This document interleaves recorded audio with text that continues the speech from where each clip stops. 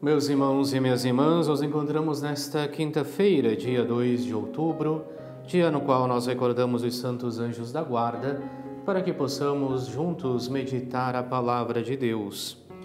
A memória dos santos anjos da guarda ela foi introduzida no calendário romano no ano de 1615 e recorda justamente os anjos que estiveram presentes ao longo da história da salvação e que são mensageiros e protetores dos filhos e filhas de Deus. Por isso nós lemos no dia de hoje o evangelista São Mateus no capítulo 18, versículos do 1 ao 5 e o versículo 10.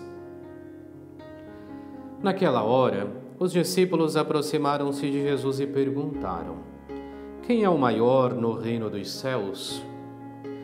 Jesus chamou uma criança, colocou-a no meio deles e disse: em verdade vos digo, se não vos converterdes e não vos tornardes como crianças, não entrareis no reino dos céus. Quem se faz pequeno como esta criança, esse é o maior no reino dos céus. E quem recebe em meu nome uma criança como esta, é a mim que recebe. Não desprezeis nenhum desses pequeninos, pois eu vos digo que os seus anjos nos céus veem sem cessar a face do meu Pai que está nos céus. Palavra da salvação, glória a vós, Senhor.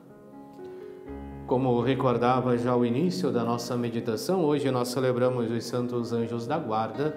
É por isso que nós lemos o evangelista São Mateus no capítulo 18, porque lá no versículo 10 nós vemos Jesus que fala que os anjos no céu veem sem cessar a face do meu Pai que está nos céus, recordando, portanto, a presença desses anjos que guardam, que conduzem os pequeninos.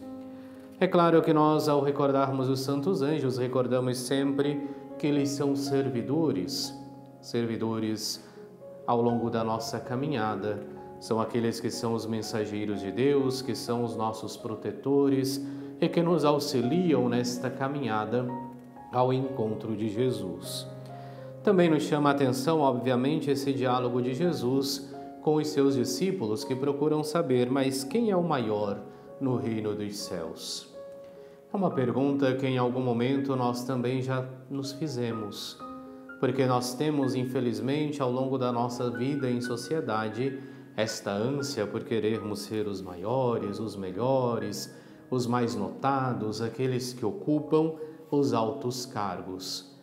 E é diante deste questionamento que Jesus lhes diz que, se não vos converterdes e não vos tornardes como crianças, não entrareis no reino dos céus. É claro que esta fala de Jesus gera diversos argumentos, diversas interpretações, mas o que Cristo de fato está querendo dizer é que devemos nos tornar pequenos como as crianças. Porque no contexto em que nos fala Jesus, a criança ela não era valorizada. A pessoa ela era valorizada a partir do momento que chegava à idade adulta.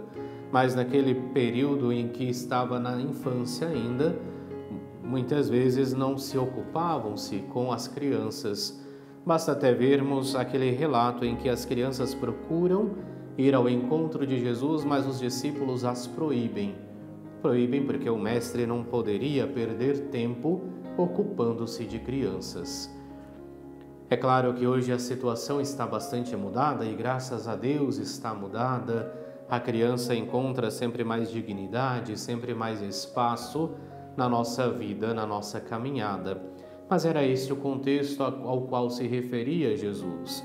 E assim, dentro deste contexto, nós entendemos que Jesus vem convidar para que os seus discípulos se façam pequenos.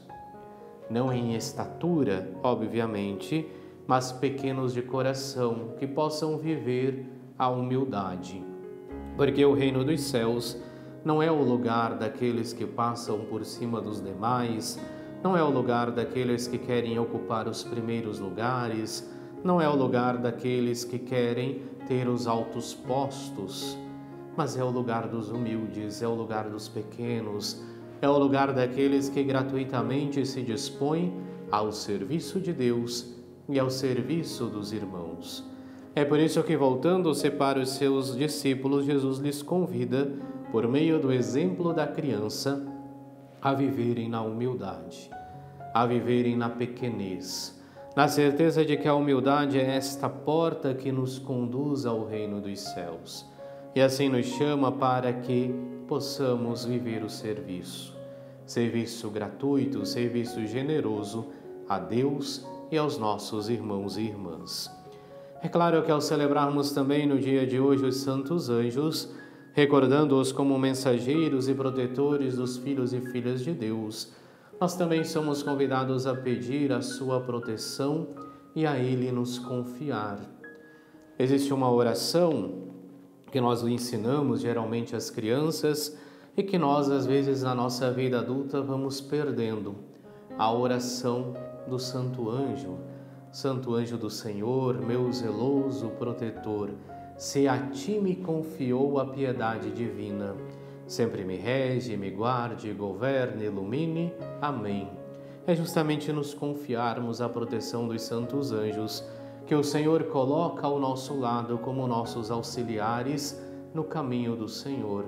Por isso dizemos, se a ti me confiou a piedade divina. É Deus que nos confia aos santos anjos e assim pedimos que Ele nos governe, nos guarde, nos ilumine ao longo do nosso caminhar com Cristo. E assim hoje, mais uma vez, nós somos convidados também a implorar a intercessão dos santos anjos, para que eles possam ser os nossos auxiliares, possam ser os nossos protetores neste caminho que trilhamos ao encontro de Jesus. E que neste caminhar saibamos viver também a humildade, como hoje nos convida Jesus, recordando que a humildade é verdadeiramente a porta que nos conduz ao reino dos céus. Oremos.